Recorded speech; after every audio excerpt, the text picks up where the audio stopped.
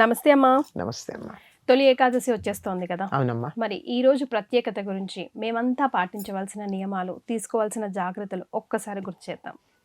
తొలి ఏకాదశి అదేమిటి, చైత్రమాసం కదా మనకి మొదటిది.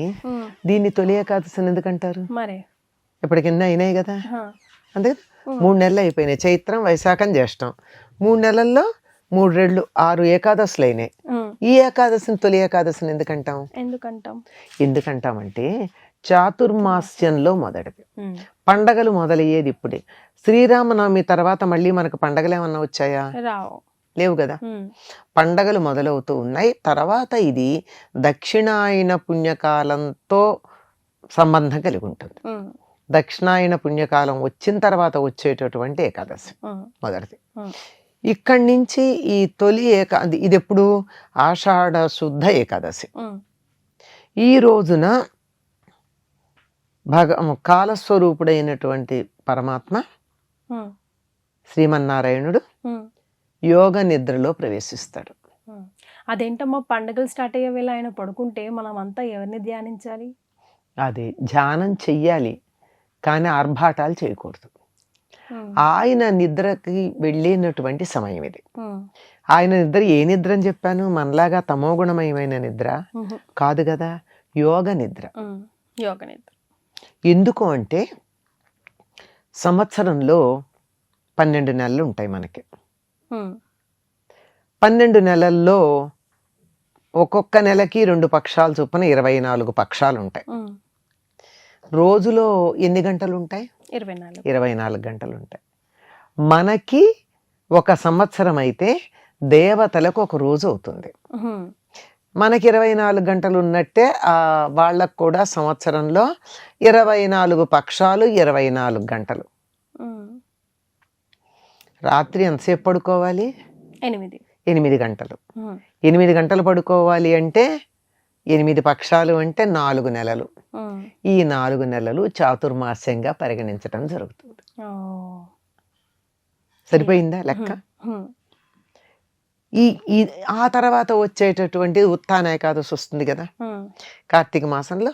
అప్పుడు ఆయన నిద్ర లేవడం, ఆ కార్యక్రమాలు అవి మొదలవుతాయి. ఆ తర్వాత ఉత్తరాయణం రావడం జరుగుతుంది.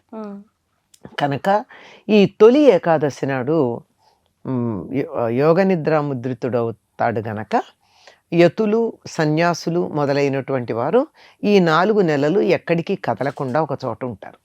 చాతుర్మాస్య దీక్ష అంటారు. అంటే 4 నెలల పాటు తీసుకునేటటువంటి దీక్ష. మామూలుగా అయినట్టయితే వాళ్ళు ఎక్కువ కాలం ఒక చోట ఉండకూడదు కదా. యతులు సంచారం చేస్తూనే ఉండాలి. ఈ 4 నెలలు అంటే వానలు పడి బాగా నదులు మొదలైన ఉధృతంగా ఉండి వాటి వల్ల వచ్చేటటువంటి వరదలు మొదలైనవన్నీ వస్తాయి కదా. ఇవన్నీ పోయేదాకా ఒక చోట ఉండాలి.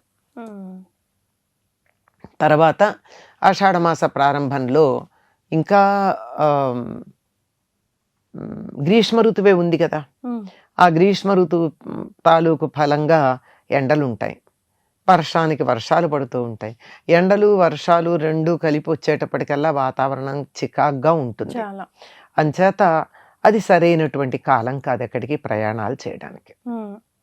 కానీ ఏ ఏకాదశికి సంవత్సరంలో చేసినా చేయకపోయినా కంపల్సరీ ఈ ఏకాదశికి మాత్రం లంకనం కానివ్వండి, ఉపవాస దీక్ష మాత్రం ఖచ్చితంగా చేస్తారు, తప్పనిసరిగా చేస్తారమ్మా. ఎందుకంటే దక్షిణాయనం కూడా వచ్చేస్తుంది అప్పటికి. కనుక ఇది ఆయన యోగ నిద్రలోకి వెడుతున్నాడు అనేటప్పటికీ అందరం కూడా ఆయనకి నిద్ర పోవడానికి తగిన వాతావరణం కల్పించేటటువంటి పరిస్థితి అన్నమాట. అందుకని ఉపవాస దీక్ష చేస్తారు. ఈ నెలంతా కూడా ఈ చాతుర్మాస్యాల్లో కూడా 4 నెలలు 4 రకాల ఆహారాలు వర్జనం చేస్తారు. మా గృహస్థులకు కొన్ని నియమాలు ఉన్నాయి, యతులకు కొన్ని నియమాలు ఉన్నాయి ఈ చాతుర్మాస్యంలో. కానీ ఇది మొదటి రోజు కనుక ఈ రోజున తప్పనిసరిగా ఉపవాస దీక్ష చేస్తారు. ఉపవాసం అంటే అర్థం ఏంటంటే ఏం తినకుండా ఉన్నంత మాత్రాన అది ఉపవాసం అవ్వదు. ఆ రోజు ఉండాలి అంటే భగవంతుని దగ్గరగా ఉండాలి, భగవంతుడిని ధ్యానం చేయాలి. ఆయన నిద్రలోకి వెళ్ళబోయే ముందు మనం ఆయన్ని ధ్యానం చేస్తూ ఆయన దగ్గర ఉంటే ఆ 4 నెలలు ఆయన మనసులో ఉంటాం కదా మనం. ఆయన లాలిపుచ్చినట్టు. లాలిపుచ్చడం అంటే అదే నిద్రపోబోయే ముందు ఏం ఆలోచిస్తే అదే ఉంటుంది. మరి ఆయన మన గురించి ఆలోచించేటట్టుగా ఆ రోజంతా ఆయన్నే ధ్యానం చేస్తుంటే ఆయన మనసులో ఉంటాం. అందుకని ఈ రోజు తప్పనిసరిగా ఉపవాసం చేయమని చెప్తారు. సాధారణంగా ఏకాదశి ఉపవాసం చేసేటప్పుడు ఎవరైనా ఆరోగ్య పరిస్థితుల వల్ల కానీ మరొక కారణంగా కానీ పూర్తిగా ఉపవాసం చేయలేని పరిస్థితుల్లో ఉంటారనుకో, అప్పుడు ఏం చేయొచ్చు, తేలిగ్గా పాలు తీసుకోవచ్చు, పళ్ళు తీసుకోవచ్చు. ఒకటి మాత్రం తప్పనిసరి ఏమిటంటే ఉప్పు తినకూడదు. ఉప్పు, కారం, పులుపు, చింతపండు ఇవేం లేదు. ఏదన్నా కొంచెం వండిన పదార్థం తినకూడదమ్మా బేసికల్గా వండిన పదార్థం కానీ, ఇప్పుడు ఆ మాట అంటే పాలు కూడా కాచారు కదా అని నా మనవడు ఒకసారి అడిగాడు నన్ను. అంతే కదా, అంతేగా. అట్లా కాకుండా ఆహారంలో పాకము అంటే పాలు కాచటం పాకం కింద లెక్క రాదు. అంటే దాంట్లో ఏదైనా ఇతర పదార్థాలు వేసి చేస్తాం. అయితే మనం కూర చేస్తే ఉప్పు వేయకుండా చేయలేం కదా, ఏం వేసినా వేయకపోయినా. ఎక్కువ కాకపోయినా ఇంత వేయందే కూర ఉడకను కూడా ఉడకదు. కనుక అట్లాంటివి ఏం లేకుండా పాలు, పళ్ళు. ఒకవేళ అది కూడా మాకు ఆగలేమో అని ఉంటుంది కొంతమందికి, ఘన పదార్థం కావాలి, పండు కూడా ఘన పదార్థం కాదు వాళ్ళ లెక్కలో. అటువంటి వాళ్ళు ఏం చేయొచ్చు అంటే ఉప్పు లేకుండా ఏదన్నా చేసుకుంటారు. సాధారణంగా ఉత్తర దేశంలో వాళ్ళు అయితే చపాతీలు చేసుకుని అందులో ఉప్పు లేకుండా చపాతీ చేసి దాంట్లో కొద్దిగా బెల్లాన్ని నంచుకొని తింటారు. కానీ మన దక్షిణ దేశంలో వాళ్ళకి చపాతీలు అలవాటు ఉండేది కాదు పూర్వం. అప్పుడు ఏం చేసేవారు, ఉప్పు లేకుండా ఉప్పిడి అని చేసేవారు. అదే తర్వాత ఉప్పుడి పిండి అన్న పేరు వచ్చింది, దాంట్లో ఉప్పు కూడా వేస్తాం. కానీ ఉప్పిడి, ఉప్పు లేనిది. ఉప్పు లేకుండా బియ్యపు రవ్వని నీళ్లలో వేసి, మరుగుతున్న నీళ్లలో వేసి ఉడకబెట్టుకుని అది తింటాం. అలా ఏదైనా లేదు, ఏదన్నా అందులో కొంచెం పాలు పోసుకుని తినడం. తేనె వాటర్ తాగినా ఎక్కువసేపు ఆకలి ఏదనిపిస్తుందమ్మా, ఏదో ఒకటి ఏదైనా సరే తేనె అలాంటివి తీసుకోవచ్చు. కానీ ఈ రోజు ప్రత్యేకంగా ఏం తింటారంటే, ప్రత్యేకమైన ఆహారం ఉంది వాళ్ళ ఉపవాసంలో. ఇదొక్కటే నైవేద్యం పెట్టుకుని తింటారు. ఏమిటంటే పేలపిండి. పేలపిండి అంటే జొన్నలు పేలాలుగా చేసి, పేలాలుగా చేయడం అంటే ఈ రోజుల్లో లాగా మనకి పాప్కార్న్ లాగా కాదు కదా, అది వేరు. ఇది వేయిస్తారు చక్కగా, మంగళంలో వేయిస్తారు. కొంచెం పొడి పొడుగు ఉంటాయి కదమ్మా. ఏం లేదు, మొక్కజొన్నలమ్మా, కార్న్, ఎండిపోయిన కార్న్, మొక్కజొన్న. ఆ ఎండిపోయిన కార్న్ తెచ్చి వేయిస్తే అవి కూడా ఇలా విచ్చుకుంటాయి. కాకపోతే మీరు పాప్కార్న్ మిషన్ లో వేసినట్టు ఇంతంత రావు, కొంచెం చిన్నగా వస్తాయి, బానే వస్తాయి. కానీ అది వేయించే తీరు బట్టి చేత అయినటువంటి వాళ్ళు, ఇంకా కొంతమంది బాగా జాగ్రత్తగా చేయాలని చెప్పి ఇసుక అడుగున వేసి పైన వేయిస్తారు. కానీ ఇసుక వేసినప్పుడు కొద్దిగా అలా పువ్వులాగా విచ్చుకున్న దాంట్లో ఇసుక గుచ్చుకునే ప్రమాదం ఉంటుంది. అందుకని జాగ్రత్తగానే ఉండాలి. వేయించి దాన్ని దంచుతారు, దంచి బెల్లం వేసుకుని తింటారు. ఈ రోజు తినేది పేలపిండి.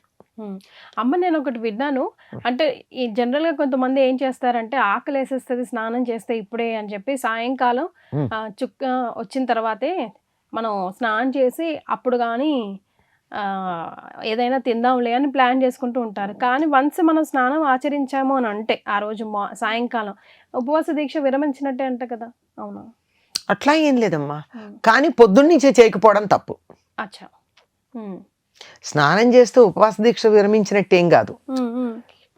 ఇప్పుడు పొద్దునే స్నానం చేయాలి. నిజానికి ఉపవాసం అంటే ఆ రోజు మొత్తం దైవధ్యానంలో ఉండాలి అంటే స్నానం చేసి కదా చేస్తాం, చెయ్యాలి. కానీ ఈ లోపల ఏదన్నా కార్యక్రమాలు ఉన్నాయనుకో, కాలకృత్యాలు, అవి చేసినప్పుడు స్నానం చేస్తాం కదా. అంచేత స్నానం చేస్తే ఉపవాస దీక్ష విరమించినట్టని నేను ఎక్కడా శాస్త్రంలో చదవలేదమ్మా. ఓకే, సో అదేం కాదు. కొన్నిటికి ఉన్నాయి కానీ దీనికి కాదు. ఉదాహరణకి రాత్రి 12కో 11:30, 12 ఆ ప్రాంతాలు పెళ్లి అవుతుంది అనుకో, ముహూర్తాలు అప్పుడు ఉంటే, అప్పుడు మళ్ళీ తెల్లారుజామున అది కంటిన్యూ అవుతూ ఉంటాయి కార్యక్రమాలు. అంటే వైదిక పద్ధతిలో చేసుకునే వాళ్ళకి సంప్రదాయంగా కంటిన్యూ అవుతూ ఉన్నాయి. 12 దాటిపోయింది లేకపోతే 2 అయిపోయింది కనుక మేము మొహం కొడుకుని స్నానం చేసి వస్తామని వాటికి వెళ్ళరు.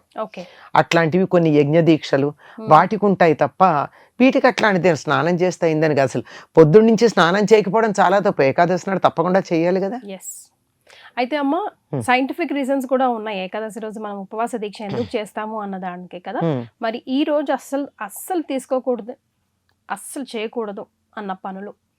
తలంటి పోసుకోకూడదు, ఏకాదశి రోజు అభ్యంగన స్నానం, మామూలు స్నానం కూడా చేయకూడదు. తల స్నానం చెయ్యాలి, అభ్యంగన స్నానం చేయకూడదు. చేయకూడదు. ఓకే, తలంటి స్నానానికి తల స్నానానికి తేడా ఉందని మనం చాలాసార్లు చెప్పుకున్నాం. చెప్పుకున్నాం. తలంటి పోసుకోకూడదు, నూనె రాచుకోవడం అది చేయకూడదు. అదే అన్న ఏకాదశి నాడు తలంటి ఇట్టి పరిస్థితిలో పోసుకోరమ్మా ఇళ్లల్లో. తర్వాత మగవాళ్ళు క్షవరం చేయించుకోవడం అవి చేయరు, అది చేయరు. తర్వాత ఆ రోజు ఇంకా వీలైనంత వరకు ఏమాత్రం ఆరోగ్యం ఉన్న వాళ్ళైనా ఏమీ తినకుండా ఉండడం మంచిది. లేదంటే పళ్ళో పాలో తీసుకోవచ్చు, అంతే. రైట్. అంతే. ఇంకా మామూలుగా మనకి ఏ ఉపవాస దీక్ష చేసినా, ఏ దైవధ్యానం చేసినా, పూర్తిగా దైవానికి అంకితమైనటువంటి పనులు చేసినా ఆ రోజుల్లో పాటించాల్సినవి ఏంటంటే ముందు రోజు బ్రహ్మచర్యం పాటించాలి. ఆ రోజు సూర్యోదయానికన్నా ముందే స్నానాధికాలన్నీ పూర్తి చేసుకుని నిత్య నైమిత్తిక క్రియలు అంటారే, నిత్యం చేసే పూజలు అవి ఉంటాయి కదా. సంధ్యావందనం ఉండే వాళ్ళకి సంధ్యావందనం ఉంటుంది, లేనటువంటి వాళ్ళు మామూలు పూజ ఉంటుంది. ఇవన్నీ మామూలుగా చేసుకునేవన్నీ చేసుకున్నాక ఇవన్నీ అనుసరించాలి. అంతే. వీలైనంత వరకు ఎవరిని తిట్టకుండా ఉండడం, దెబ్బలాడకుండా ఉండడం, అబద్ధం ఆడకుండా ఉండడం, ఇవన్నీ కూడా మనకి వ్రతాల్లో పాటించాల్సిన నియమాలు. కానీ అవి మాత్రం మర్చిపోతాం మనం, అంతే. ఎస్. సరే మా, ధన్యవాదాలు.